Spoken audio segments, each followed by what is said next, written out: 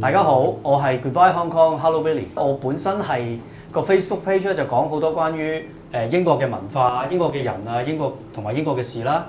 過去嗰半年或者9個月都好，其實好多香港人移居咗去英國㗎啦。咁亦都好多人分享咗佢哋自己去英國嘅一啲經歷同埋一啲經驗。咁呢個模式可能大家都睇到好厭啦。咁我今日咧就調轉少少個模式，就喺香港請咗一個嚟香港生活咗好一段日子嘅英國人。咁佢就係一個英文老師嚟嘅。咁佢亦都好清楚，即係香港人去到英國會遇到啲乜嘢嘅困難。咁或者我而家邀請佢出嚟，同大家分享下。Oh, hi, Billy. Hi, Ray. Oh, maybe we shouldn't shake hands. Right. I think sometimes they do the bump. Okay. So, good. How do you do? Well, let's sit down first. Okay.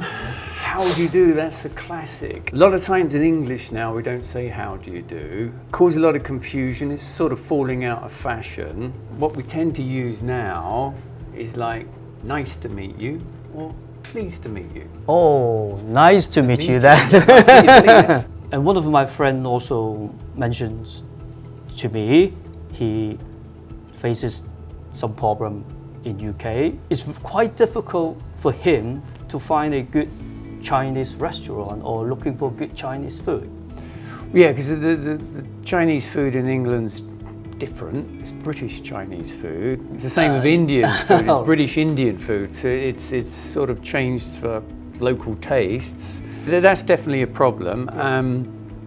The other thing too, I met someone too, and they on one Sunday morning they wanted to go for a dim sum. Oh, right. They live in a small town, no dim sum restaurants.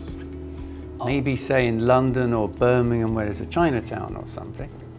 The other big surprise would be how expensive public transportation is. Some people complain about the taxis in Hong Kong, but some bus routes in England, the fare would probably be the same as a taxi fare here in Hong Kong. So, I think a lot of people concerned about domestic helpers. Is it really possible or just too expensive to afford?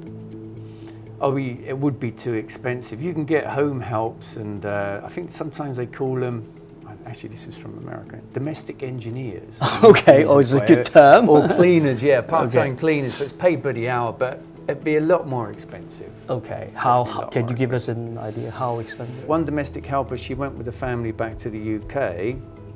They paid her the same rate as Hong Kong, but then she met some friends in London and she found out that the going rate was, this was I think about 5 or 10 years ago, 20,000 Hong Kong dollars. So we should expect that there's no helper and we have to do everything on our own?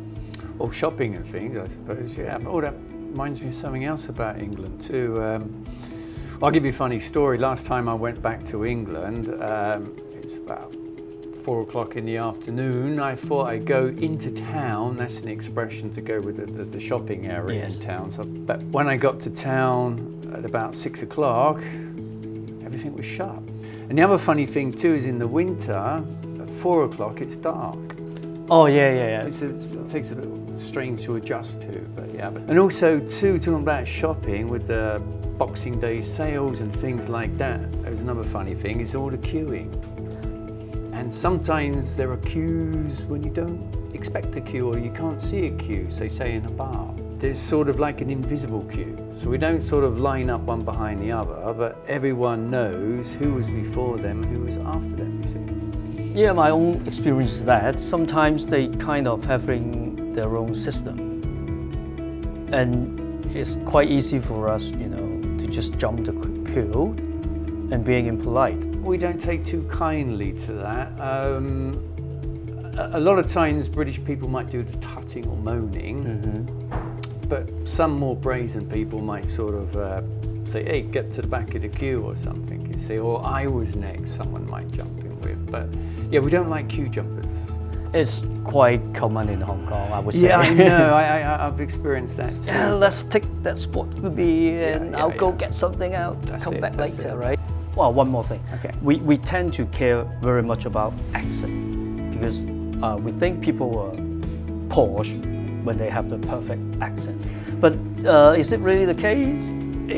No, we get language snobbery in England too. I've had students in the past who want accent reduction to get rid of their Hong Kong accent, but because in England what happens is you learn your local dialect. So for example, Liverpool, they speak Scouse. Yes. Birmingham, they've got the Brummy accent, for example. Now, sometimes those people are discriminated against because they're considered uneducated. Okay. But that's all wrong. It's just a sign of where you come from. So, say with accents, if you've got a Chinese or Hong Kong accent, no problem. It's just an indication of where you're from. As long as people can hear you or understand you, that's fine. A lot of Hong Kong people are a bit embarrassed about their English. Yes.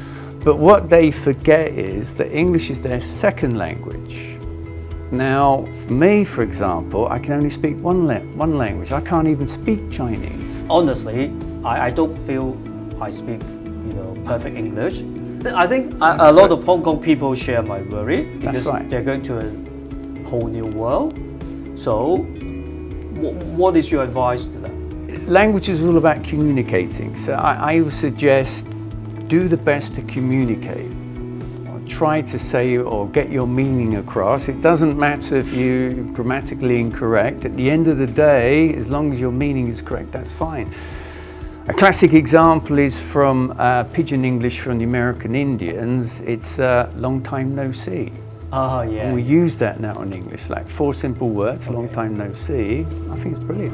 好，或者我哋唞一唞先。如果大家有興趣嘅話，請繼續留意我哋嘅 YouTube channel。